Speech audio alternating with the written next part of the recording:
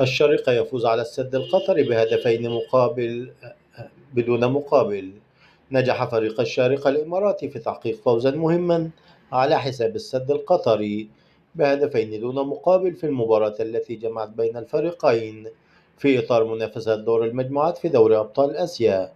وسط رغبة كبيرة من قبل لاعبي الشارقة والمدير الفني في مواصلة المشوار والتأهل إلى الدور المقبل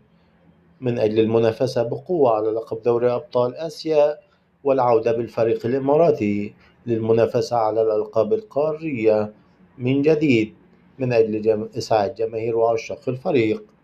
وقدم الشارقة أداء كبير وظهر لاعبوه بحالة فنية جيدة،